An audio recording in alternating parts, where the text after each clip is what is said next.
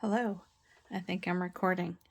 It's Lisa. Wanted to show you a little quick junk journaling thing. I watched this actually on somebody else's YouTube and then did my own version of it. So this is kind of a working mat that is really great when you're doing junk journaling. First of all, it helps you use up all kinds of junk, lots of extra paper and things. And you cut this up and it works really great for pieces to add into journals. So for example, I made this out of one, right? And I can put that in a journal. I could put a clip on it. I could do whatever with it, right? Whoop.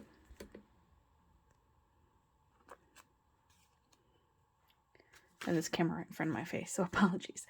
I made this. I don't know if you can see. Kind of, there we go. Kind of that shimmery webbing underneath. Right, so that's one.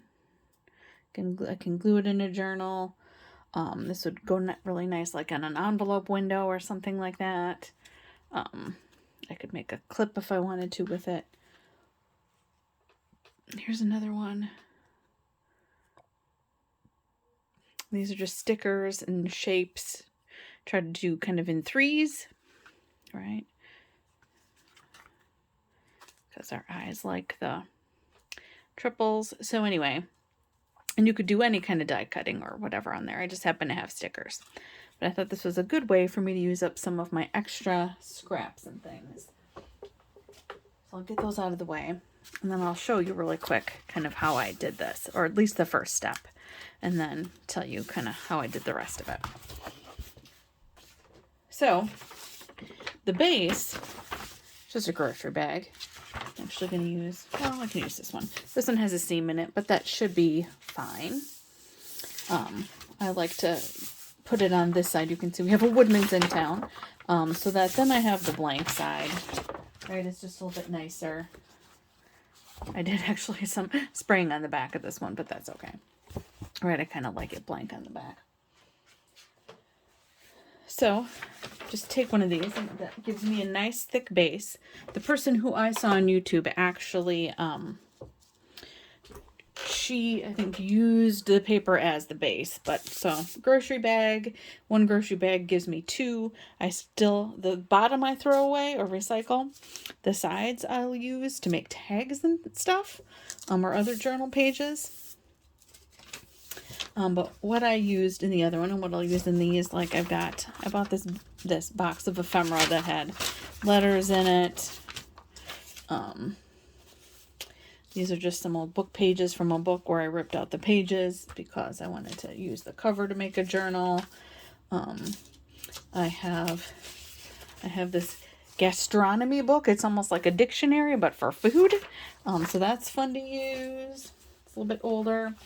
I have some dictionary pages that were extra left over. I think I have a piece of a Bible page. I don't have a Bible that I rip up, but I got it in a different journal kit from somebody else. I have these pages from this like farm book. It's the guide for purchasers of horse furnishings, I guess is what it's for, but that's kind of fun. Everything I have for this is black and white. Some music pages, some other magazine. This is a magazine page from an old magazine that I have, right? Just trying to use up some of the paper that I have to make these bases that I can then use in journals, like a real quick and easy kind of thing. So I have those, and then I've been using this Tim Holtz collage medium. I could probably use texture paste, or not texture paste. I could use, I'm trying to think of what else I have over here. There's other things I'm sure I could use for this. Glue stick would work fine. Modeling paste I think would work. But I happen to have this, and I've been using this distress paste. You can see I'm almost out of it, but then I have a whole nother container here, which is good. So I'm sure I'll dip into that. And then what I do is just kind of start. So you don't have to be particular about this at all. It's okay if you get, or if I get some of the paste onto the bag, that's fine. Texture paste is nice because it dries fast, it dries matte, and it's nice and sticky. So, and I'm gonna actually, because this has a lot of white edge on it, so I'm gonna actually kind of shift it like that. I press this down usually with my hands, but I've also been using a brayer just to help me really make sure it's flat and I get all the little bumps and stuff out, whatever. Doesn't really matter. All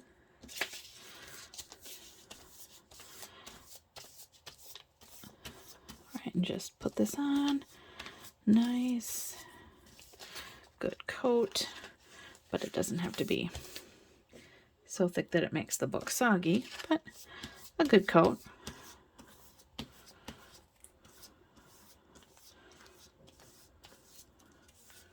There we go. Sometimes I miss the corners. Put this over here. It's a little bit crooked again, doesn't even matter. Because they'll get all layered on top of each other and everything is fine.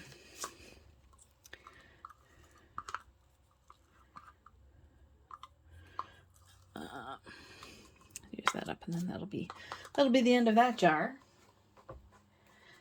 Let's take, actually, so I'm not doing all the same stuff here. Let's take a nice dictionary page.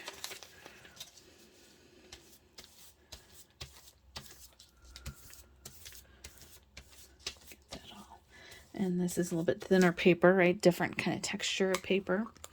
Oh, a nice fresh one. Oh, yeah. And collage medium dries nice and fast, which is good. It's like perfect for any kind of collage, I feel like. I think Tim Holtz recommends it for collage, although I think he uses it for just about anything. Want a piece of that gold thread in here. Put that there. And this, because it is a little bubbly and because it gets wet really easy, this is a good one for my brayer. See how it just helps kind of get those air bubbles out a little bit better. There we go. Okay.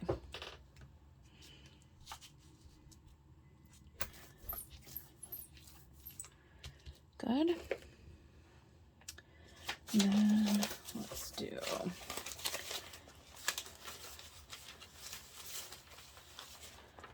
another dictionary page.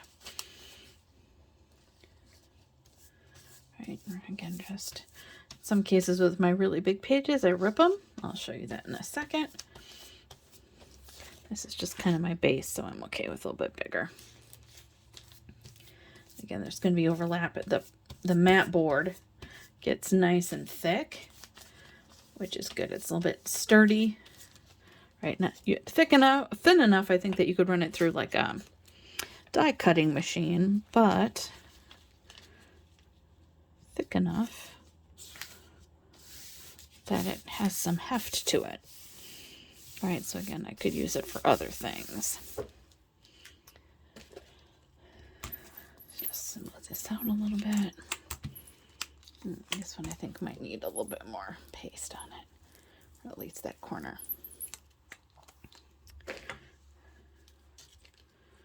Yeah. Go over here too. Yeah, I have trouble with the corners. I don't know why. It's a Lisa thing, I guess. Or I don't get it quite enough on some of the corners. There we go. That seems to be down good. Okay. And I'll show you for the letters. So this letter has only a piece anyway. And then the back side is blank. So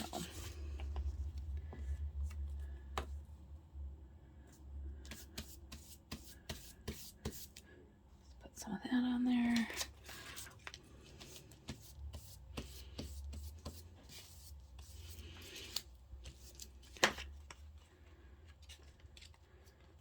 Just make sure it's kind of going right side up, I guess. There. Let's get the music page out. Okay. My last music page, I think I used already, all of it. Music page is one of the ones that I ripped because I didn't want to use the whole thing. And I just like ripping with my ruler because that does help give me a little bit straighter line. I'm actually gonna, I think, rip some of this bottom off here too. There we go. Nice. Okay. And this is really nice when you're using these really old papers. Like sometimes they just get dried out and flaky and cracky and they're almost not usable anymore for journals, right? They're great to photocopy, but then like I don't necessarily need all these original pieces of music sitting around. So I want to make sure that you can use them. And this is just a great way, I feel like, to do that. I'll say when I first saw the woman make these, I was like, what the heck? But then once I made one, I'm like, oh, I kind of like that. Like once you really get it from start to finish, it turns out pretty cool. I need a little more paste, I think, right here. These music pages are really absorbent, right? And that's that thing too, like each paper is going to just react a little bit different to all of this. There we go. There, much better. Okay. Let's put some music paper over here. I don't want quite that whole thing. I'm going to rip that.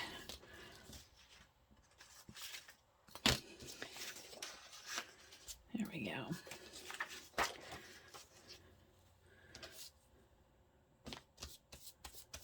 So you can just see how frail this paper is. But once I get it all collaged down, it works amazing. Right, and you can see this is fast and easy, right? It doesn't take up a ton of time. This part, none of it really takes up a ton of time. It's a great little creative thing when you don't have a ton of time and just want to make a little something.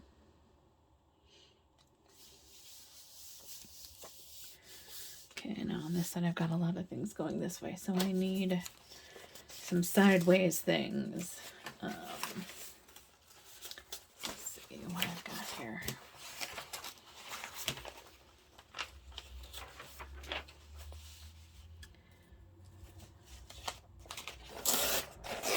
This is old magazine paper.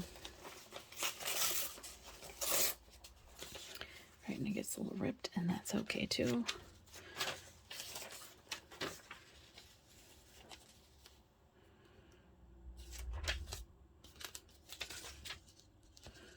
I like all that extra white on the bottom though. So I'm just going to try and rip some of that off. There we go. Perfect. Right, and it just doesn't have to be perfect at all.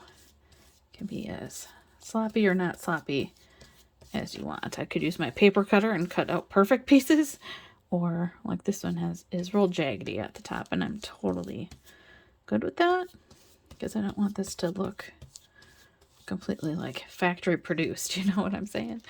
Like I want it to have a little bit of roughness. There, I think. Okay, I'm going to take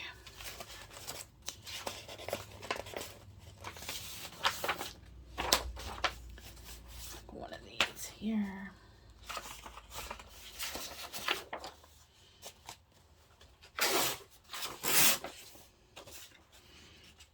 Yeah.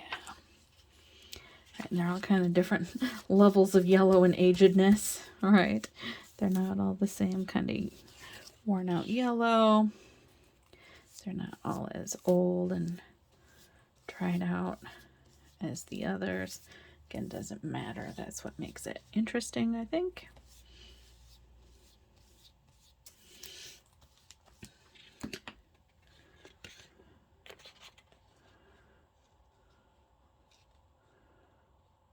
There we go.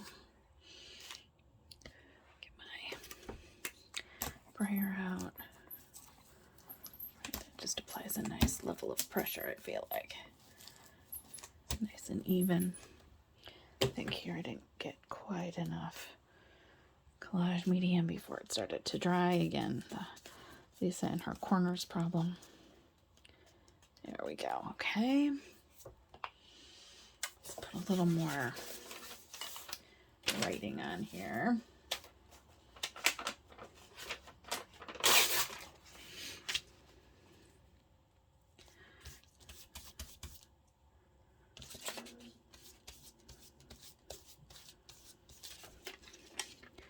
And there's no rule as to how many layers or pieces or any of that. Like, you just do it until you feel like it's good.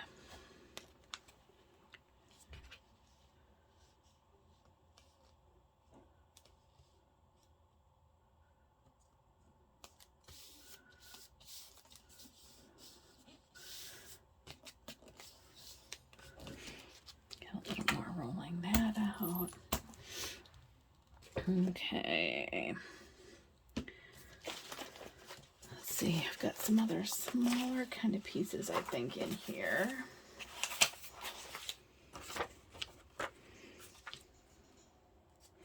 It's just an old ad, I think, from an old magazine.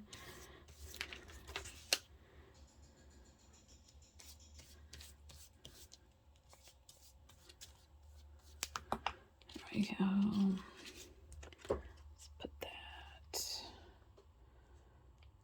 over here, I think.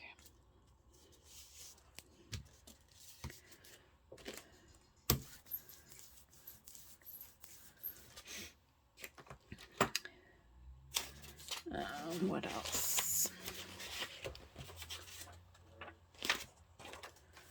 This would be kind of fun. Let's put a couple of these on here. And this is just like an ad, but it has this really cool kind of ledger look to it. You know, the old-time ledgers. So I want to put that on here. I like the look of it. Let's just break up some of this a little bit. There we go. I like that there.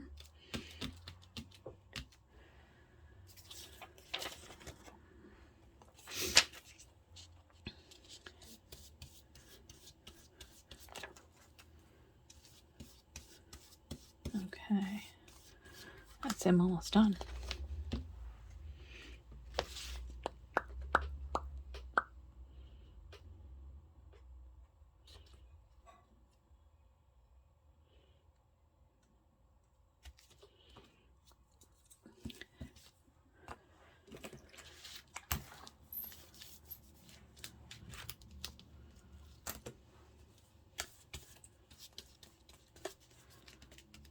Okay, there we go. So I'm just gonna double check, make sure I've got all my edges kind of down. Like I said, sometimes I just miss some spots. That's okay, but I like to have it somewhat flat. Right there.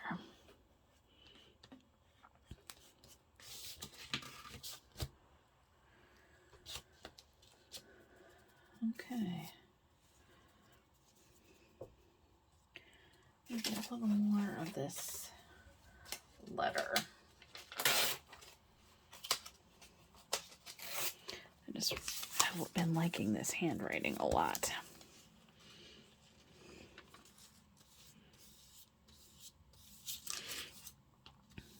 You could use regular magazines. Like this could be a really fun in-color project too, I suppose, if I wanted to do that. I'm not doing that with this one, but you could.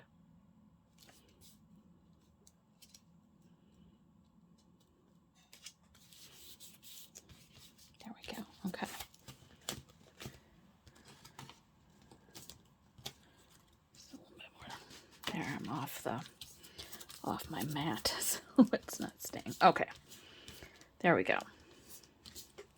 So that's that. Then I just let that basically dry. And that's the start to get me to this. This one you can see I cut up a chunk of it to make those little samples for you. But this, to get this color on here, I did, I have this is supposed to be for nails, but it's like a circle jelly plate. I did circles with inks. I did some watercolor. I did some splotches of, I used Lindy's sprays, and I did splashes on there. I have a stamp that looks like a coffee ring. I put that on there. I have this nice circle tool that lets me draw like a variety of sizes of circles. And so I did that on there. My next one, I might use some stenciling. I didn't use any stencils on this, but I thought stencils would be cool. Doesn't really matter, right? Just want to give it some color, some pattern, just to make it fun. So that, right then, when I put the stickers and things on there, right, you just see little bits of like handwriting and paper and stuff and some splashes of color.